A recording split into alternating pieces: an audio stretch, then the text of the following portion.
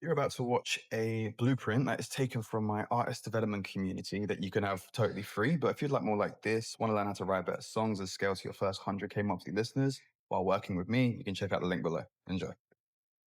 So this is your full guided course on the 100K streams blueprint, which is basically how to get strangers to run to your Spotify and stream your music. Audio and visual guide from me. Let's get straight into it. So this is going to be for anyone who's just starting out or anyone who may have been doing this for a little while, but they're still trying to crack that first 100K streams. So let's get into it. So who am I? Well, I'm Izzy, and I've been making music for over 10 years. And, for most of the time in which I was making music, I felt really stuck. I put everything into my songs and I thought that each release would change something. But my stream stayed flat, my fan base barely grew, and it felt like no one was actually paying attention to what I was doing. But then things started to shift within a few months. I started landing major playlist support, sold out my headline shows, and I started growing my audience faster than I ever thought possible. Now, why did this happen? Well, in this, 46-page ebook, we are going to go through everything that essentially changed for me within those 10 years, so it doesn't take you 10 years of your life to have to be able to do the same. Because I would argue right now, getting to your first 100K streams is the easiest thing in the world. If anything, what I would say to you who's watching this, you need to take the word hard out of your vocabulary, because when you mentally kind of already tell yourself that stuff is inattainable or that it is too far out of your reach, it is going to be so difficult for you to be able to do so.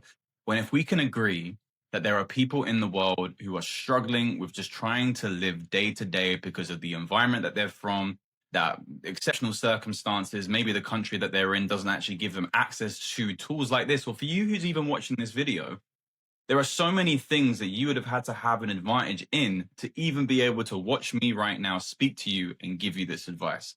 So once you understand that, immediately you have more of an advantage than anyone else, even just seeing me talking to you right now, you know you're in the right place. So let's get into it. The reason that you're here is because I have surpassed 1 million streams on my catalog in that exact same year that I was talking about. But none of that happened overnight. It came after years of me wasting money, bad advice, failed campaigns, and learning what actually works. I've probably spent about 30K in total in the last 5 or 6 years on wasted campaigns. But I wouldn't look at it as a waste, because it's allowed me to be able to make this toolkit that is the shortcut that I wish I had earlier. It's not hype, it's not fluff. It's a practical foundation for artists just like yourself who really want real traction. So what you're going to learn is how to define your brand so people can be able to remember who you are, how to pitch your music clearly to Spotify, not those botted, wasted playlists that are literally just going to get you fake streams and have your songs essentially taken off of the platform because you're not getting real streams, and how to create more content with less stress, how to use a This Is playlist to turn new listeners into loyal fans, and the most important truth to growing a fan base. You ready? All right. Well, let's waste no time. So, why can you trust me? I've helped hundreds of independent artists grow their careers using the exact same principles that I talk about in this toolkit. If you don't know, we actually have a school community called Artist Academy, where I have artists that I basically help week to week with their music campaigns, with their release strategies. And we have people who are literally going from not only just a few hundred, some people only, have barely than a handful of monthly listeners, who now have hundreds of thousands of monthly listeners, let alone streams. So you know that you can be able to trust me because these aren't theories. This is the exact playbook that I've used inside the Artist Academy community to help hundreds of artists as well as myself build a fan base, release music strategically, and create real momentum. So inside this community, you'll find artists who are selling out shows, growing their streaming numbers, and building a dedicated fan base by applying these ideas consistently. These strategies in this guide come from real campaigns, real releases, and real artists putting them into practice. If you want to see more examples of this and learn from artists who are applying the same system every day, and you want to make sure that I'm actually telling the truth, just go to school.com, Artist Academy, and you will find everything that you need there. Links here in the book as well for you to be able to go check that out. But let's just go through some of the artists that have actually been able to help in this next page. As you can see here, we've got Denzel, who literally went from only 600 monthly listeners to 116,000 monthly listeners in less than 8 months. He also got on a Spotify editorial that same year. You got myself, who, I hosted a whole songwriting artist retreat with my community. And while we were there, I literally got a viral song out of the retreat by filming content. That song ended up doing 100K within only 2 months. Ended up getting on New Music Friday, just dropped, and about 7 other Spotify editorial playlists as well. You got people like Sally getting to 2K monthly listeners in only 3 weeks from literally having 0. And the craziest one that a lot of people know me for is Alex, who, only had like 40 monthly listeners when he worked with us, and he now has a song that has over 3 million streams. So when you know that what I'm talking about is clear and that I actually can help you, it makes things a lot easier, because I know a lot of people don't share numbers and they don't actually share actual testimonials. And bear in mind, these are only a handful that I've just literally picked out of a hat from the school community, which within there, and literally on our About page, you can see hundreds of other artists that I've been able to help be able to achieve similar and more results than this as well. But let's get into step 1. So step 1 is your branding and defining who you are. So let's actually look at the definition of what a brand is. A brand is a unique name, symbol, design, or set of perceptions that identifies a product, service, or company, differentiating it from its competitors. If you don't have an understanding of what your brand is, you haven't got a foundation to start off from that fans are going to be able to gravitate towards. Your brand is not just your logo, colors, or cover art. It's how people feel about you. It is your music, it is your story, it is your personality, and the emotional world that you're creating. A strong brand makes you easier to remember. It gives fans something to connect with, and the industry a reason to pay attention to you. If you don't have a clarity in what your brand is, how is anyone else meant to know who you are, or if they even know if they connect with what you're doing? It is such an underrated thing that not enough artists spend the time to be able to flesh out. And no, you don't have to have it perfect from the get-go, but at least understanding what the messages that you are trying to portray or that you are trying to get over is going to make your life a lot easier, and it would have saved me years of time if I had done so earlier in my career as well. So what makes up your brand? Your brand's built of 5 things: your music, your sound, lyrics and emotional tone, your story, your background, struggles and perspective, your personality, how you speak, post, and how you connect with people, like I just said, your visuals, your colors, clothing, imagery, photography, and aesthetic, and the mission that you've got for your whole campaign and you as an artist, the deeper reason behind why you make music. So I always say, start with your story. Ask yourself, why do I make music? What themes do I come back to again and again in my music? What life experiences shape me? What do I want people to feel when they hear my songs? And you can use these answers to be able to write a short bio for yourself, whether it's just for your own statement when it comes to maybe you doing interviews, or even just having your Spotify, on your Spotify profile, you got that about section there. So the first example is, I make alternative R&B inspired music by heartbreak, healing, and self-discovery. I want people to feel understood, uplifted, and honest with themselves. And that now becomes the foundation of your Spotify bio, socials, press, materials, etc., etc. You just need to be able to understand that, because if you can make that clear from the get-go, it's just going to set you off for a way better, it's going to literally give you the foundations to a way better launch pad at the start. That's going to give you a way easier way to be able to get up there in the end. So then next is building a visual identity. So your visuals should match your music before anyone even hits play. So you need to think about what colors fit your sound, what type of imagery reflects your music, what clothes, photos, or locations feel natural to the world that you're creating. Got a few examples of some artists here that immediately when you look at them, you get a feeling from them. You understand their identity. You know what they are standing for. And they can have errors of this, where maybe you've got a bit of a different visual identity dependent on what campaign or EP or project that you're putting out. That's fine. But when you lead with intention, you really can crush it. But if you just lead just trying to just pander to audiences and figuring out what people want you to do versus you doing what is truthful to you, you will always find an audience. And you don't need complicated visuals.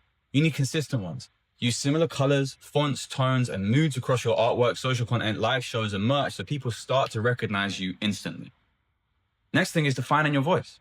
Your voice is how you sound in captions, emails, interviews, and videos. So decide how you want people to experience you. Honest, playful, mysterious, direct, thoughtful, then stay consistent. If your tone keeps changing all the time, people will struggle to understand who you are, which is the worst thing that you can have. I can't tell you how many times I kept shifting from thing to thing to thing, and it just alluded to a lack of confidence. I have to be really honest. You don't want to be seen as someone who is lacking confidence. And the easiest place is where you don't understand your own identity or what your voice is. If you don't understand that, how is anyone else meant to understand that, right? The next part of defining your voice is a pattern. Strong artists treat language as a part of the brand architecture.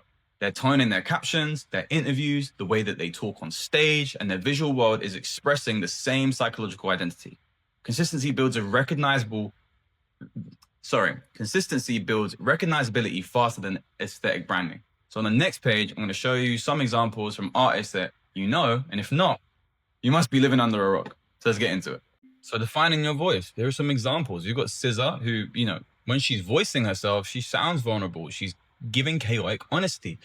Whether that's down to the tweets and captions that she's openly discussing her insecurities, her confusion, and emotions in the same language using her lyrics, fans experience the same internal monologue everywhere because she's allowing herself to be vulnerable and acting as a mirror for her fans to be able to connect with her on that same level of vulnerability that they're like, I want to be vulnerable too.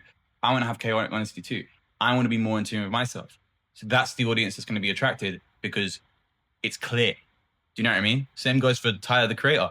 He can be blunt.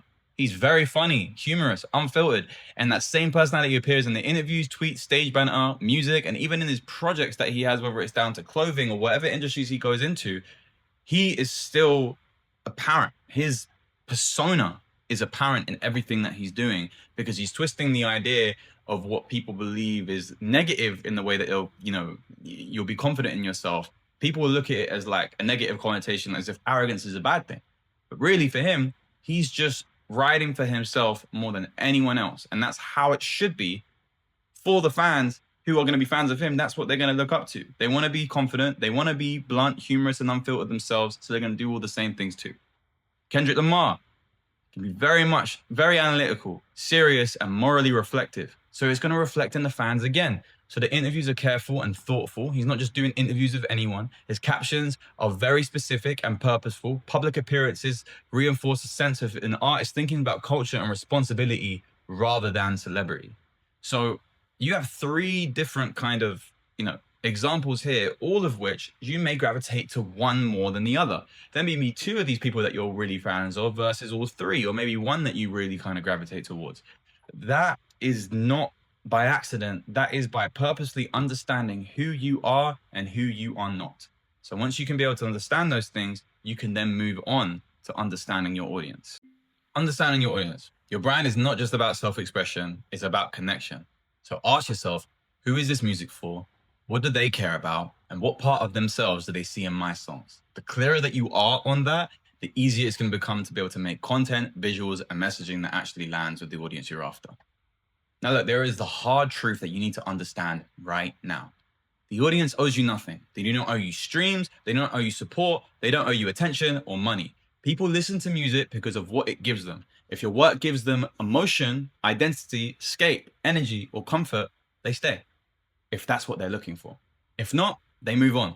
And that's not bad news, it's useful news because it stops you asking why people are not supporting you and makes you start realizing that you need to give them a reason to care. Let's go to the next one. The action steps that you should take from this chapter now are write a 3-sentence brand statement, create a mood board with colors, fonts, and imagery, audit your Spotify and socials for consistency. But if you still need more help with this, you can always reach out to us or join our community at school.com Artist Academy. Cool. Let's sort out your Spotify playlist pitch now, which is a thing that everyone seems to get wrong. So, playlist pitching. Let's get into it. So, make every word count. Playlist pitching. Plays can help, but they're not magic. Landing on a big playlist doesn't guarantee a career, but what playlists do is it can help you create exposure, momentum, credibility, and one extra one I'll put in here as well, just acknowledgement from the industry and having them aware of you, because then when you start having A&Rs, managers, and other people reaching out to you, they can help you accelerate what you're already working on. Your pitch matters because it helps a curator understand your song quickly. So you know what I'm talking about, because here are just some playlists that I've been in the last year on Spotify alone to be able to show you my pitches work, essentially, right? So a good pitch does 4 things. Curators want music that fits the playlist and serves their audience. They also want to feel confident that the artist is serious. So they're looking for a song fit because curators build playlists around a specific mood and sound. They choose songs that sit naturally beside what is already there. If a playlist is smooth R&B, the tempo, emotion, and production, it should align what they already are putting in that playlist for that week. So just demonstrating awareness of the playlist shows the submission is deliberate. So if you can even be like, yo, I think R&B UK would really work for me. I think Fresh Prince R&B would work for me really well. It lets them know that you actually are tapped in and you're trying to make their job easier. But a lot of people, they write what they write their pitches almost like it's in the third person. They know it's on your profile. They know you're independent. They can see that no one's representing you.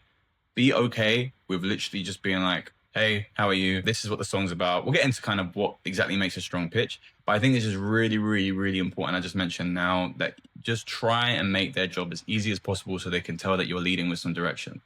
The quality of the recording should be professional. Strong production, clear vocals, and a finished mix are the bare minimum. You don't have to spend loads of money on this. You don't have to go crazy with it. You can literally mix everything yourself at an industry level standard. YouTube is your best friend. Always join school.com/artist academy. And we literally help and show you how to be able to do so there. If you still need more help, we also do mix and mastering for people in there too, which is not going to, break the bank for you compared to what the industry standard pricing of things are. But curators protect the listening experience. So unfinished material is going to be quickly dismissed. Momentum is the next thing. Curators favor artists showing progress. Growing listeners, active promotion, live shows, or consistent releases indicate that attention around the song is going to continue. And of course, professionalism. Communication and preparation matter. A concise pitch, correct metadata, strong artwork, and a clear artist identity signal a serious approach that you're bringing. You need to just go in and look like you have a plan. Because if you don't look like you have a plan, why should they now be planning to put your release in a playlist that's going to be exposed to the entire industry and loads of other people who may want to reach out to you? Makes no sense, right? Of course. Now, what makes a strong pitch? Well, you want to start warm and human. Then explain the song in plain language, mention the genre, vibe, and emotional theme. After that, briefly mention your release plan, promotion, or biggest story. So here's the basic structure. Greeting, then talk about what the song sounds like, what the song's about, what you're doing to push it, where they can learn more about you. This way, they know that you actually are leading with intentional direction. So here's a playlistic pitch example. I've used this exact same kind of format in all my pitches, and you're not going to get placed every single time. Of course not. It literally just can't happen every single time. But the more that you do, the more likely you are. So I always start with, hey, hope you're well. This track is an upbeat alternative R&B song with a darker switch at the end. It's about unrequited love and emotional confusion. I'm supporting it with short form content ads, promo leading into my next project and headline show. And then I just literally put my hand up. Simple, right? You can do the same thing, replacing the genre with whatever yours is specifically and yada, yada, yada. We also actually have in our school community, school.com/artist academy, an ultimate release tool that you can use that will automate this process for you. And all you've got to do is put in your genre, put in your style, all the rest of it, and it will make you a killer pitch that you can be able to send in. And no, you are not going to have to now spend exorbitant money to have someone playlist pitch it for you when literally they're all going through the same format. And you can get told no independently the same way you can get told no by a PR company coming in to be able to help you, right? When you fill out the pitch like this, it keeps it simple. Genre, mood, tempo, one line about what the song is. That's all they need. Do not write an essay, and you do not need to tell them it is the best thing you've ever made. They are going through hundreds of pitches a week, so they just make it easy for them to understand the song before they press play. You're not trying to convince them to love it. You can't do that. All you can do is remove the friction between them and the music.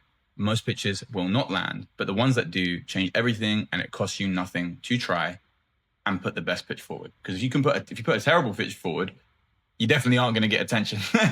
You could end up talking yourself out of it with a really bad pitch. So that's the last thing that you want to be able to do. So make sure you're leading with your best foot forward, and everything else will fall into place. Now we're going to get into the next part, which so many of you always struggle with, which is your content and your ad creation with the 3x3x3 rule. Let's get into it. A lot of artists burn out because they think they need to create new content every day. You don't. You need a repeatable system, and the 3x3x3 rule helps you batch a lot of content in one session. So how it works is you choose 3 locations, you film 3 different snippets of the song in each location, you capture each snippet from 3 angles, and that gives you 27 pieces of content from one shot. So what should you be filming? Well, you can pick 3 locations that match your brand and the mood of your song. So here are some examples: rooftop, studio, a colored wall, a lounge, a city street, a bedroom setup. And then you just pick 3 moments: the chorus, the hook, the bridge, or the outro, and then you film each one from 3 different angles: wide, medium, and a close-up. That simple. If you have a limited budget though, and you can't go do a whole shoot and all the rest of it, even though it won't cost you too much to do so, you should just skip filming and film on your iPhone and your tripod. If all else fails and you don't have that, I don't even know how you're watching this video if you don't have a device to hand, royalty-free visuals will be your best friend. Slap them into CapCut and turn them into a lyric video, and use the 3x3x3 rule principle for organic content and meta ads. At minimum, ads are going to bring you listeners, and you'll figure out on that particular ad. This one method alone has gained myself and clients hundreds of thousands of monthly listeners and millions of streams. And you can probably just spend a few days on YouTube figuring out how to run ads, or you can just learn within an hour by joining our community, school.com/artistsacademy, or get the breakout bundle, which includes this book as well as 3 other books on the TikTok algorithm, Instagram algorithm there for you too. Right. Why does this work? It saves you time. It gives you variety. It helps you test what connects. And instead of you posting random content and hoping for the best, you get to create a content blank and use it strategy. You get to have a content bank and use it strategically. So how to use it? Post the videos around TikTok, Instagram Reels, and YouTube Shorts. Watch what performs best. Look for the patterns. And then whichever snippet gets the best response, which angle holds the attention, whichever location feels strongest, that's the one that you are going to run up the money on the ads, or you are going to be able to just make more, you're going to post more content around that side of things. All right, let's get into why we should focus on Spotify. So we should be focusing on Spotify. And I know what you're thinking. Apple Music pays more per stream, so why are we not talking about that? Well, it's simple. Apple Music doesn't have the algorithm that works for you in the same way as Spotify does to grow your fan base. There's no Discover Weekly, there's no Release Radar, there's no system that wakes up every Monday and puts your music in front of thousands of new listeners who have never heard of you before. Spotify's algorithmic playlists are essentially a free promotion machine, and nothing else in the streaming world even comes close to replicating that. Yes, Apple Music has a slightly higher payout per stream and a loyal user fan base, but with fewer users overall and no real discovery engine for independent artists, it just can't move the needle in the same way. So unless you know about the artist already, that's when you're going to go find them on Apple Music. But on Spotify, you will get suggested new songs the minute the last one that you just played goes off. If you haven't got anything else queued up, it will start playing other music of similar artists to you. And yes, Apple Music has a slightly higher payout per stream, but we're not ignoring Apple Music. But when it comes to where we put our time, energy, and strategy, Spotify is the play, and that's where the algorithm lives, and that's where your growth is going to come from. Just to be able to just kind of drive this home even further, like look at Spotify's market. They have over 30% of the market share, more than all the other DSPs outside of Apple Music, YouTube Music, and Amazon Music, and Tencent. All the other DSPs account to 23% of the market share versus Spotify alone is 31%. Nearly 1 in 3 paying music streaming subscribers is on Spotify. Spotify isn't just the biggest streaming platform in the world, it's the only one that actively works to push your music to new listeners on autopilot. No other platform comes close. For example, like I was at this party the other day and I had like my playlist playing, but then that playlist finally finished and I was like, oh gosh, I need to get some more music on. It was already playing other music from people who literally sound just like the people I was listening to, and it slapped because we also didn't know what the music was, so we were just discovering new music at the party as it was going on. Spotify has that embedded in their platform. The others don't really have that to the same degree. No, Spotify does not pay the best, as we can see from this graph, but let's just be honest about that. But what it does give you in return is something that we've never had before, which is this, algorithmic free growing platform. Spotify's market share. So when you look at the graph here, they have over 290 million users, as opposed to the lowest in this graph, which is Tidal, who have only around 7 million. So when you look at the graph, it makes all the sense. Tidal pays more per stream because they have barely anyone on the platform. When you have 7 million subscribers sharing a pool compared to Spotify's 290 million, the per stream rate is naturally going to look better on paper, but that doesn't mean you're making more money. It just means fewer people are splitting the pie. So the reality is most independent artists would take Spotify's lower rate all day long if it means that their music is being heard by more people instead of a few million, because then you are able to capitalize on that, maybe not as much on the streaming side for royalties, but then you have more fans that you can be able to get and connect with across the world, which also means more people turning up to shows, etc., etc. So the pay will catch up when the audience does. But right now, Spotify has everyone, and that is exactly why we're here. It's definitely not ideal. The Spotify's payout is a problem, but the pay is not where it needs to be. And hopefully that changes as the platforms grow and the conversations around artist rights get louder. But here's the thing. There's no point trying to fight the system before you've even built your own fan base. You can't negotiate from a position of weakness. So get the fans first, get the streams, build the numbers, and then the conversation about money becomes a very different one. What we have to do right now is get the audience. But what we do have right now is that it's a thing that artists never have had before, which is autonomy, full autonomy. You do not need a label. You do not need a radio plugger. You do not need to know someone who's in the business or knows someone anymore. You can literally put out a song today and have it in front of thousands of new listeners by the end of the week without having to spend a penny on promotion. And that has never existed before in the history of this industry, ever. So yes, the payout needs to work, but do not let that distract you from the fact that the tools are sitting right in front of you are the most powerful any independent artist has ever had access to. You got to use them. So let's talk about how the Spotify algorithm works and how you can be able to grow from this point. So algorithmic playlists are basically the playlists in which Spotify push out your music organically for you. Look at it similar to how the TikTok algorithm works, where it will batch test an audience and then send it out to a bigger audience and a bigger audience and a bigger audience. And there are different playlists for different types of moods, etc., etc. So let's go into them. So radio is the biggest one, and the numbers prove it. Look at the real data from an artist using this playbook. Radio pulled in over 101,000 streams in the last 12 months alone, passively. The way it works is simple. Someone is listening to an artist they love, the song ends, and Spotify automatically queues up more music it thinks the person will enjoy. If your music is being tagged in the right genre and is connecting with the right listener, Spotify will slide your track into that queue. The listener didn't search for you, they didn't know you existed, yet there you are. That is the power of radio on Spotify, and why getting your sonic identity right from day one matters so much, because it's going to allow Spotify to categorize your music in a pool of other artists who sound similar to you or are in a similar category to you. The next one is Discover Weekly. Discover Weekly drops every single Monday without fail. Every Spotify user gets a playlist of 30 songs that they've never had before, all chosen by the algorithm based on what it knows about their taste. Nearly 24,000 streams came from Discover Weekly alone for this artist in the data that we looked at, and every single one of those was a first-time listener. To get in there, your music needs to already be resonating with fans of similar artists and needs to get past a certain popularity score, which we'll get into a bit later. The algorithm looks at who else those people are listening to and connects the dots. When it picks you up, it's like getting a personal introduction to thousands of people every week who are almost guaranteed to like what you do. More algorithmic playlists. Mixes are playlists Spotify builds around moods and genres. The listener might have a Sunday morning mix, a workout mix, and Spotify fills those playlists with songs that will match the vibe or the energy that they are looking for that day. People put mixes on and let them run for hours without skipping them, which means passive streams stacking up fast and passive discovery for you. Over 10,000 streams came from mixes alone, and most artists never think about this one. You in it. Next thing is your DJ. Your DJ is Spotify's AI DJ feature, and it is growing really fast. It works like a real radio presenter, mixing tracks and talking between songs. If your music gets picked up here, Spotify is confident enough in your sound to place you next to established artists in a curated listening experience. Release Radar. Release Radar refreshes every Friday with new music from artists each listener already knows and likes. Every time you drop something, your existing fans get it served to them automatically.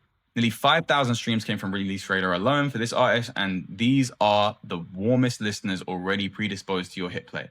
5 playlists, all free, all running every single day without you having to do a single extra thing aside from dropping once the algorithm is on your side and you're able to push through there. So let's look into how to actually hit those playlists. Meta ads do 2 things at the same time. They get you real streams and they create traffic that tells Spotify your song is working. Remember what we said about traffic being one of the 3 things that moves your popularity score? Well, Spotify wants to see your streams coming from different places. So when someone clicks a Meta ad, it goes straight to your Spotify song. That registers as external traffic and Spotify takes notice. You are paying a small amount of money to send a signal to the algorithm that real people outside of your existing fan base are finding your music. Those streams stack up, and that signal can unlock an organic push that costs you nothing going forward. So you run a short video or audio ad on Facebook or Instagram targeting people who already listen to artists similar to you. Use the 3x3x3 rule so you have your visuals down to a T. They see the ad, they like what they hear, they click through Spotify and they stream the song. Those streams are then pushed your numbers up directly. But if enough of them save it or replay it, your popularity score is then going to climb even faster, and the algorithm starts doing the heavy lifting for you and starts giving you a compound effect of extra organic growth, essentially outside of the ads that you're playing. The key is targeting the right people for the exact reason we said previously, like the tin can kind of perspective. Small budget pointed at the wrong audience is going to do nothing. The same small budget pointed at the people who are already listening to the music like yours will move the needle in a serious way. We have a full step-by-step guide on running Meta ads for music inside the Breakout Blueprint bundle, so make sure you go and grab that as well. So here's something you can do in a few minutes to be able to help 4 times your streams super quickly. And we're going to get into the This Is Playlist fan building machine. Here's an example from one of our members in school.com/artist academy. He's on 100K monthly listeners now from literally using this method with meta ads and a bit of content too. So what is a This Is playlist and why is it important? Well, if someone likes one of your songs, what happens next? Do they search through your catalog or lose interest and move on? Well, a This Is playlist controls what happens exactly after that first listen.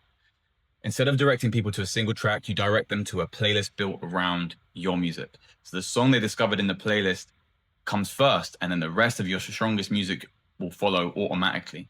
Because otherwise, what will happen is Spotify is just going to start playing other songs, and you're giving away free streams to other artists, where now you can turn that one stream into potentially 10, 15, 20 streams, depending on how long the playlist is. Doesn't mean that they're immediately going to outplay the whole playlist, but you at least double your streams, which is 100% increase from only the one stream from that one song. If they love that song, they're going to want more, and it's automatically just going to play more for them. So instead of directing people to a single track, you're going to direct them to a playlist built around you. The song that they discovered plays first, and now new listeners no longer need to search for what to play next. They are guided through your best work in one place. One listener becomes multiple streams, and a casual listener has a clear path to becoming a fan. One song gets attention, multiple songs create connection. This Is Players helps people binge your music instead of stopping after one track. Because how can I be a fan after one track? We are naturally inclined to binge and naturally inclined to consume more. So the more we can give people, the more concentrated a fan they're going to be because they've lived with us longer. So it also boosts your streams across your catalog and increases the chances of turning casual listeners into followers and fans. If you're just relying on the listener to manually go to your Spotify profile to check out the rest of your music, you're expecting way too much from them. In a doom-scrolling instant gratification climate, we have to make the resistance of discovery as weak as possible. So this is how you're going to optimize your fan base. This Is place ensures the next one played after someone discovers you is still yours. When a listener finishes a track, another song is going to play anyway. If you control that moment, the next track becomes another one from your catalog instead of a different artist. So by placing the discovery song first and sequencing the rest of your strongest songs after it, new listeners are guided through your music automatically. One play turns into several at minimum. This approach doubles the streams generated from a single listener if they enjoy your music while keeping them inside your world instead of losing them to the algorithm. If you need help setting this up, you can join our community, school.com/artist academy, or book a call if you need more one-on-one help. And we have a tool in there that literally automatically sets up the deep link to your This Is playlist, which you'll need. Otherwise, this will not work just by purely just creating a playlist on Spotify. It takes a few little more steps that we're going to go through, but this will be the easiest way to do it on your own if you want to give it a crack. So how to build: you create a Spotify playlist name. This is insert your artist name, then structure it well, put your newest single first, follow with your strongest and most popular songs, then add deeper cuts and older songs that show range.